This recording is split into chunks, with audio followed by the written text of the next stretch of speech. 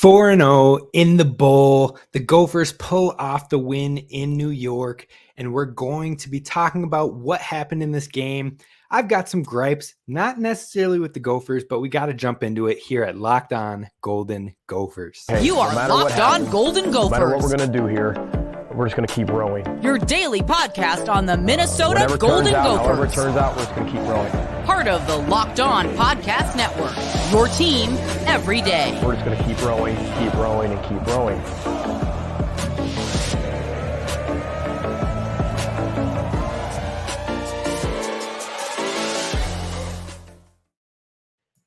Welcome into Locked On Golden Gophers, part of the Locked On Podcast Network, your team every day. My name's Kane Robb, host of the podcast, former collegiate football video coordinator and recruiting assistant, here to talk Golden Gophers with you each and every day of the week, Monday through Friday. The Gophers just got done playing in the Pinstripe Bowl, and they beat Syracuse 28-20. Now, it was a little sloppy. There were some hiccups. There were some moments and things to gripe about, but a win is a win, and the Gophers go 4-0 versus with PJ Fleck as the coach here at Minnesota. But let's talk about what happened today. The Gophers won 28-20, way closer than it should have been, quite frankly. There was some sloppy play, but honestly, the second half was a little bit rough for the Gophers. Overall, we got a win, so you appreciate it. But the number one topic at hand that we have to talk about is we need to stop playing these games on baseball fields. Like, it's not built for football, straight up, flat out. It's back-to-back years now with injuries on crappy field. Overall, the baseball, it's just not meant for football, folks. I don't know how to say it any other way. Now, NCAA, hear me closely on this one. No one likes it when they play on the baseball fields. The view for many of the seats is terrible. The baseball field's grass is not built to be beat up by the football cleats and everything like that. On top of that, we've consistently seen injuries and heard complaints, and it's not safe playing conditions. So if you want key players, NFL-bound players, pro-bound players to play in these bowl games or even consider playing in it prior to going to prep for the draft, then you have to put them in better field conditions. And this one was not one here at the Yankees Stadium. So let's stop doing that. If you want to reward the bowl games being important, then put them on better fields so the players don't have to worry about injuries or anything like that. Because in this game, the Gophers did see two key injuries, the first being young quarterback Ethan Kaliak-Manis in the first half. And we hope it's nothing serious. Hopefully it's something minor, maybe just a strain or a sprain.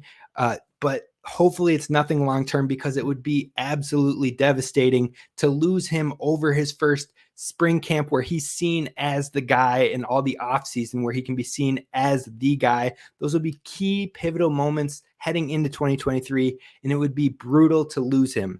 On the opposite side, we also lost young player Cody Lindenberg, who was key on the defense as well. So let's put it on better playing fields and better conditions for these players. Now, if we want to fix the field situations, you need to do it now. Otherwise, be prepared for teams to not want to play in these bowl games, just flat out and straight up. But other than that, the Gophers did pretty well in the first half. Mo Ibrahim went out there and set even more program records. You absolutely love to see it. And he is one of the GOATs when it comes to Gophers football, hands down. Now, he had 16 attempts for 71 yards in this game and a touchdown. He didn't play in the second half except for the final victory formation kneel down. Loved that by PJ Fleck. Thank you for giving him and Tanner that moment in order to kind of show some love and give some respect on that victory formation. Now, like I said, the Gophers finished this one. They won the game, and now we're 4-0 in bowl games with PJ Fleck. But if I told you defensively, the Gophers gave up 466 yards, had 208 yards, you would probably think the Gophers got smacked in this game. And they didn't. They came out with a victory. So there were some things that were uncharacteristic and a little bit concerning. We'll dive into that coming up next. But first, let's talk about our friends over at BetOnline. BetOnline is where the game starts. Now, the Gophers didn't cover in this one. The line was 9.5, and the Gophers come away with an 8-point victory. So they did not cover. So if you picked Syracuse, then you at least got your bet there. But overall, the Gophers should have won this one. A huge play that flipped that line was the fumble where we had 12 players on the field, and that fumble getting reversed, having 12 players on the field, ended up allowing Syracuse to go for their final score and really end up covering. So rough one there. But let's talk about the game in depth more. The players of this game, one on offense and one on defense. Offensive player of the game, hands down, has to be Daniel Jackson. Daniel Jackson went out there, 4 receptions, 73 yards, and 2 touchdowns. He looked like a number 1 receiver. He looked like he's ready to continue to take a jump forward and continue to build on his role. And so if he can continue striding like that, and you have Chris Ottman-Bell coming back, that'll be fun. Then you also have the transfer receivers coming in. You hopefully will see Dalen Wright continue to make the deep ball a bigger weapon for the Gophers. And then you have Brevin Spanford coming back. This offense is exciting, especially when you see players like Daniel Jackson taking strides like he did today in this game. So he's the offensive player of the game, bar none. And the defensive player of the game has to be true freshman Coleman Bryson. He didn't really get any opportunities in this year. He got a couple in the non-conference games, saw a couple snaps here and there, especially late. Coach Fleck talked about him to us in the media pressers in the early non-conference schedule, talking about he's a guy who could possibly play right away, like play, not just special teams, but play.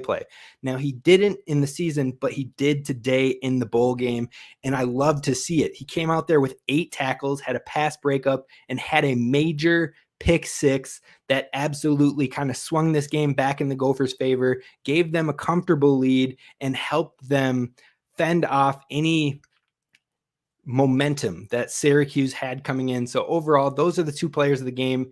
Has to be Daniel Jackson on offense, Coleman Bryson on defense. Now, personally, I'm really curious why we didn't see Zach Evans play in this one. I'd mentioned it over the past week and a half that I thought we'd maybe see him depending on how involved Mo was, but Mo didn't play in the entire second half. But we didn't give anyone else running touches, any attempts in the backfield besides Trey Potts. And Trey Potts, love the guy, love how he's fought back from his injury, but he wasn't super effective with the ball or efficient with the ball in that second half. It was brutal in the second half. The Gophers went 3 and out, I believe, on 3 different drives in the second half. So it was curious to see why Zach Evans didn't get some looks, why Bryce Williams maybe didn't get some looks, just to change the pace and the style of play in the run game, especially when you're not putting Mo Ibrahim out there. So that one was definitely curious to me because the Gophers only had about 5 drives, I believe, in that second half, and 3 of them were 3-play drives with a punt. And then the other one was a 2-play drive with a touchdown after the huge kickoff return. So they weren't on the field very much on offense in the second half, but just felt a little off to me. Definitely curious to know why we didn't try anyone else at the running back position. Now, honestly, the offense in the second half was pretty bad. We already talked about that. But defensively, there were a lot of mistakes, a lot of missed tackles, a brutal mistake on that fumble recovery where Minnesota had 12 men on the field. How do you do that? How do you have 12 men on the field? Like, it's just simple communication. I know there can be confusion with new players out there, with guys that maybe haven't been playing key minutes, but overall, I think that was a hiccup that you just don't let it slide. So definitely some communication errors, but this game was definitely a bend, but don't break mentality. And they bent a lot. They bent a lot, but they didn't break. And that's what mattered in the end of this game. Like I said, if I told you that the Gophers gave up 466 yards on defense and only had just above 200 yards on offense, you probably would think that this was a loss, but it wasn't. So they found a way to get it done. But the game was sloppy on all fronts, on offense, on defense, on the field conditions. So things got to get cleaned up, but that's not all on the Gophers. There's a lot on the Gophers. There's things to fix as we head into the offseason. But let's start NCAA by not having these terrible field conditions and terrible games in baseball stadiums. So overall, the defense had a 70-yard pick six by true freshman Coleman Bryceman. We talked about that. And they had a huge 72-yard kickoff return that helped set up a touchdown as well. Those big plays that maybe we're not used to seeing from the Gophers in this past season. We saw a lot of drives. We saw a lot of long drives this season. Not today. Today, we saw a lot of big plays. A lot of even Daniel Jackson's touchdowns were both, I believe, 25-plus yards. That's not what we're used to seeing. So it's nice to see the flashes, even with Tanner Morgan back in at quarterback instead of Athan after the injury. The fact that we can see blips and flashes that helps carry over into the next season. Now, looking at the defense overall, yes, there were mistakes. Like I said, bend don't break, but there were a lot of people out. Tyler Nubin, out. Flip Dixon, who started for us all season, transferred to Rutgers. T-Time didn't play the entire second half. I'm guessing it had something to do with the field conditions. Stapp was struggling in this one. He got burnt a couple times, but Beanie Bishop impressed me. He had a lot of tight coverage. He didn't even get a lot of targets his way, and they were throwing the ball a whole lot. So Beanie Bishop really stood out to me with the nice coverage in this one. Coleman Bryson, like I said, 8 tackles, a pass breakup, and a pick six. He's definitely a young guy that you should expect to see out there on the field moving forward. I wouldn't be surprised if he pushes to try and fill that Howden starting position heading into 2023. Now, Cody Lindenberg showed he's a stud. Again, he got hurt, and hopefully it's nothing major because he's already had to deal with major things in his career, and he showed that he's going to be a heck of a playmaker for the Gophers moving forward. So I really hope it's something minor, but even prior to his injury, he had 11 total tackles and was leading the team, and 9 of those tackles were solo. He's flying all around the field. He's instinctive, and he is a very bright piece to the defense moving forward in the future. The last player I want to mention on the defense was Ja Joyner. He didn't get home on any sacks, I don't believe, but he created pressure. He created problems. He gave that offensive line fits, even though the quarterback was all over running the ball. So it was hard to actually get home and sack the quarterback, but Ja Joyner did a good job on that front. Now, let's look at if you have any questions about what you saw in this game or anything you want to talk about, drop those in the comments. I see them coming through. I agree with Barry. You talked about Daniel had an amazing catch today. Absolutely amazing. He really took a nice step up in this game. Somebody corrected me. The line was 10.5 at kickoff. I appreciate that. Either way, the Gophers did not cover in this one.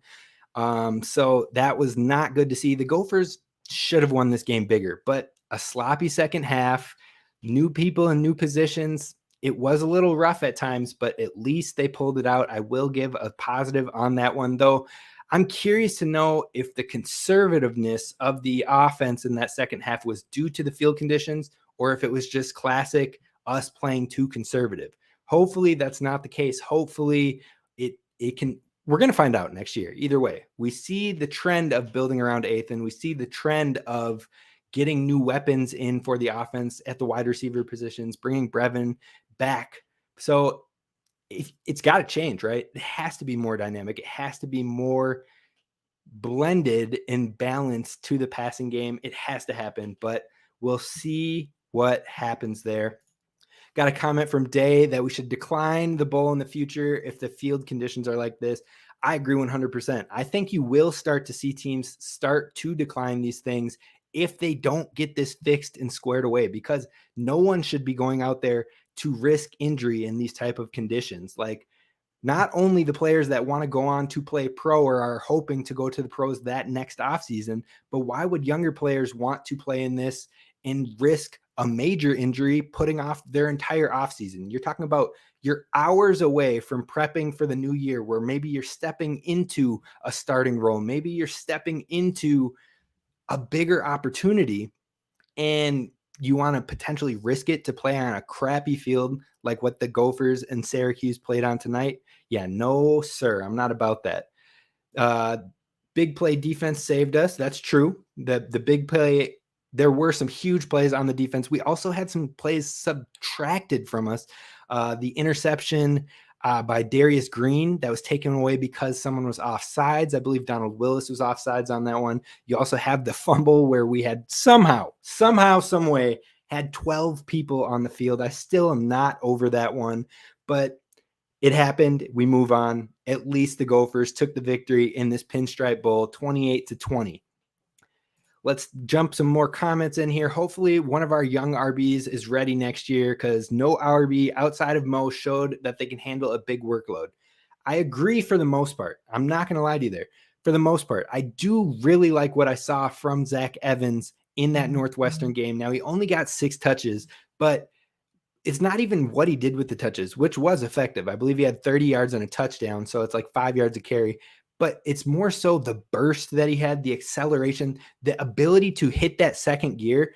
I love Mo. Mo is a GOAT when it comes to the Gophers running backs. And I just posted a thread tweet about everything he's accomplished within the last 20 minutes. But Mo doesn't have that home run hitting ability. He is one of the best backs you will ever see here at the University of Minnesota, but he doesn't have that second gear. So it'll be something new for Gophers fans to see these younger backs if they have that. And Zach Evans does. So I'm hoping he can find more opportunity, but I'm really intrigued by what Darius Taylor in the 2023 class will bring, as well as Marquise Williams. Marquise Williams, like, I'm not saying that he is this player, but he reminds me of like a Sproles or of like a James White, someone that you can get involved in the passing game, let him be a scat back, let him create extra opportunities, but he's not that workhorse type back. So I think we have a good combination of guys in that running back room. What else we got on here? Mo is the greatest Gopher in program history. I don't disagree. I mean, Mo is a GOAT. I just posted all of his records, his honors and everything like that in a thread over on Twitter, because honestly, I just want to give appreciation to him. That's something special. Those type of players that set those type of records and whatnot don't come very often. So really appreciate what you saw here with his time here. And hopefully we'll be seeing records set at that quarterback position coming up with Ethan Kaliak-Manis coming through and being able to take that starting job moving forward. Looked more like a high school field. You know, how sad is that though? That it looked like a high school field and you're playing at the New York Yankees baseball field. Like, you think if you're going to amp it up, like, oh, this is the Yankees, like, yeah, it's New York Yankees field. Okay, then why does it look like a chopped up, frozen Minnesota high school football field? Like, we have players playing out on turf in high school at the top notch high schools that are investing in turf now. Now, whether you like turf or don't like turf, just due to the conditions, they're switching to turf because they're hoping it'll be better on players' legs and their knees and whatnot. But that field conditions was absolutely terrible for the New York Yankees. So let's make it better if you're going to use that as a talking point for an entire month of the Pinstripe Bowl. Brockington dropped an easy catch. That's true. And the guy played off so much as far as the defender lost his footing on that as well. So Brockington could have taken that quite a ways, but I do like what I've seen for Brockington. And honestly, Brockington's play style reminds me of a young Chris Ottman-Bell, if I'm being honest. I'm not saying he's going to be him, but their play styles are very similar. So I'm really intrigued to see how he continues to grow with the team. And Kirk Shiraka even mentioned in some of the pressers this year that he purposefully had calls for Brockington in some of the non-conference games, calls specifically meant for the pass to go to him, for him to be the first read, just to see what kind of receiver he was, to see how he performs or how he acts when the pressure is on, when he knows his number is being called. And in each of those occasions, he caught it and he made a big play with it. So it's nice to know that in most occasions,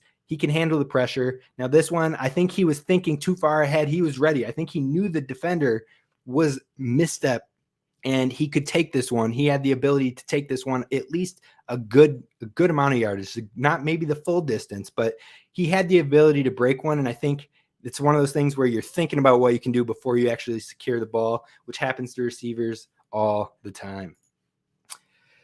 Pick six by the redshirt freshman in his first start was dope to see, and DJ was great. Hopefully he can build off of this for next year. I agree. Daniel Jackson hopefully continues to build and trend up. He's looked really good on and off this year, but this one, and I believe there's one other game where he really just looked like he was ready to take the next step. Also, the freshman's a true freshman, not a redshirt freshman. Now, I guess what you're saying is this year could be counted as a redshirt because he didn't play in 4. So you're right. He'll probably be a redshirt freshman heading into the next year. They'll use this year, since he didn't play the full 4, as his redshirt year. Going to be finally fun to watch the passing game. I agree. Let's just hope that we actually do it, right? I mean, we talked about how this year was going to be fun with the passing game too. And then you saw flashes, especially in the non-conference. You saw major flashes in the Michigan State game, but then, right? I mean, hopefully with Ethan kind of developing, having that full arsenal of weapons, having a full offseason where he is the guy, you're building this offense around him, and you can see those gears in motion right now. I think it should be extremely exciting moving forward to see what happens in this passing game. Now, I'm not expecting it to be Ohio State next year. I'm not saying we're going to go out there and be a top 25 team in passing. It would be nice to get to the 60s. There are 131 FBS teams out there right now. If we could finish 65th when it comes to passing attempts or passing yardage, that would be a major improvement, because it likely means we're finding more balance in that passing game. We want to run the ball. I mean, our offensive linemen are built to maul some people out there. So you're going to keep running it. You just got a huge commit in Darius Taylor, who you were fending off Michigan coming in, his home state, and who is playing in the playoffs for back-to-back years now. You're fending off Michigan State, Wisconsin, Purdue. I believe Darius Taylor had over 30 offers. So the fact that he was here, committed back in May, and then he fought through it all and signed on signing day, you love to see it. I'm excited. And for a guy of that caliber, for a guy of that top notch, who's people were all after, sought after, 4-star guy, he's going to play minutes next year. He's not going to redshirt. Now, will he get Mo level touches? You got to wait until you see him in the spring ball, because he is early enrolling. You got to wait until you see what he does over the summer season, and then coming into fall camp, how he progresses from spring ball to the fall camp. But I will say it right here and right now, Darius Taylor's not going to redshirt next year. I would be baffled, dumbfounded. You can clip this, send it back to me again, but I would be dumbfounded if Darius Taylor redshirt next year. I think he's going to be heavily involved in the running back room, and I think Zach Evans could work in there. Like I said, Marquise Williams could be more of like a change of pace back, a scat back, a back you use in the shotgun. That's something that's exciting with Ethan Kaliakmanis moving forward. Is there's so many different ways you can approach this. You have a whole 13 scholarship receivers coming in, or here, or transferring in. You get what I'm saying? Then you have Brevin Spanford coming back, and then you have 3 running backs that have all proven they can catch the ball. Marquise Williams had over 700 receiving yards and 10 receiving touchdowns as a high school running back. Darius Taylor started out as a slot wide receiver. So like before he made the transition to running back in his junior and senior seasons, these guys can catch the ball. So Ethan's going to have a ton of weapons, and it should excite you as Gopher fans on how we are going to move forward. Now, yes, Day mentioned we have a tougher schedule next year. Hopefully we can stay healthy. Health is so important. Hopefully we can have a healthy season. All the guys that are out there playing major minutes can make it through the year. I'm excited to see a more pass-friendly offense as well. And with the tougher schedule, yes, it's going to be tougher, but I've seen a lot of people also saying, oh, our ceiling is 6 wins. I'm not here for that. I'm not here for that at all, because you have a ton of coaching changes happening. Purdue changing coaches, Nebraska changing coaches, Wisconsin changing coaches. Now, could those coaches be really good in the long run? Sure, that's a possibility. But any first-year coach coming in, it's tough to find instant success in a major conference. Even Coach Fleck, I believe he had 5 wins in the first year, and then he flipped it to 7 the next year, somewhere around that. I don't have it memorized, so don't flame me on that one. But it takes time to get things to gel fully and to get the right guys in place and to get the right players to fit your system. Now, on top of that, Wisconsin's shifting to like an air raid type offense, bringing in Longo from North Carolina. Are they bringing in quarterback recruits now? Yeah, Nick Evers committed, some kid from Texas just committed, 4-star kid for 2024, but it's still going to take time. You can't just, oh, yep, there it is. We're going to be stars. We're going to be contenders. We're going to be, no. So all those coaching changes on top of all this youthful talent we have, getting a full season of knowing, you know what, I might be the guy this year. I'm heading into this playing like I'm the guy. I think it can add up where to the point where, yes, maybe you're looking to be competitive with a Michigan or Ohio State. You want to stay in those games to the end of it. And if you get a loss, you know what, you accept it and you move forward and you keep playing it week by week by week. But North Carolina isn't going to be untouchable. Iowa isn't going to be untouchable. And then you have all of those coaching changes, Purdue, Wisconsin, Nebraska, Illinois. Yes, we've struggled with them for the past 2 years, but they're not untouchable. So all those games are still winnable. It's going to be a tough year, but it's something that the Gophers can do. Now, I want to close this one off with thanking the seniors. Before we get into that a little bit more in depth, a message from our friends at the NHTSA. You're hanging out with some friends, putting back a few drinks, a few become a few too many. As the evening comes to an end, people start to head out and you think of calling for a ride. Nah, you live nearby. You can make it home okay. It's no big deal. What are the odds you'll get pulled over anyway? And even so, what's the worst that could happen? Your insurance goes up, you lose your license, you lose your job, you total your car, you kill someone. Everyone knows the risks about driving drunk. The results are tragic and often deadly. However, that still doesn't stop everyone from getting behind the wheel while under the influence. So be sure, if you have a few drinks, to think again. Don't drive. Plan to get a ride ahead of time. It only takes one mistake to change your life or someone else's forever. Drive sober or get pulled over. So this is Locked On Golden Gophers. I appreciate you guys for tuning in live and in the flesh. Well, not in the flesh, but jumping onto the live stream. Please be sure to hit subscribe over on YouTube if you haven't already. We're going to close this one up with just talking about a couple of the seniors. They've done so much for the program over the last few years. They helped get this thing going. They helped put the Gophers in this trajectory of 9 wins, of more positivity. Now we want to keep progressing. Like, we can't just stop here and be like, okay, 9-win seasons. Yep, we're good. Just give me another 9-win season. No, we want to win the division before it's gone. We want to be contenders in the conference, but also appreciate what has been done so far. Tanner did so much for this program. John Michael Schmitz, Jordan Howden. Jordan Howden had a real nice game today with 6 tackles, 5 solo tackles, and 1 pass breakup.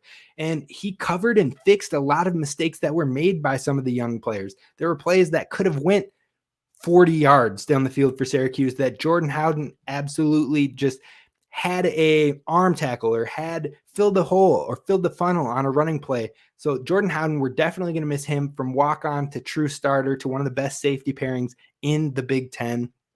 John Michael Schmitz didn't play in this one, and honestly, I don't blame him, especially with the field conditions that we saw. So overall, thank you to the senior class. Thank you for all that they did. And the Gophers, they walk away with a win. And some key seniors will be looking to go pro. We're going to talk about that as we get towards the draft. We'll be talking about breakdowns, profiles for these guys that are heading towards the NFL, guys that are playing in these pro prep games. We're going to talk about that all over here at Locked On Golden Gophers. So definitely be sure to hit subscribe. Any last things? We'll check these comments one last time before we go. It looks like that's the majority of it. So thanks again for listening. This is Kane Robb signing off. I'll see you next time. Row the boat, Sky Ma, go Gophers.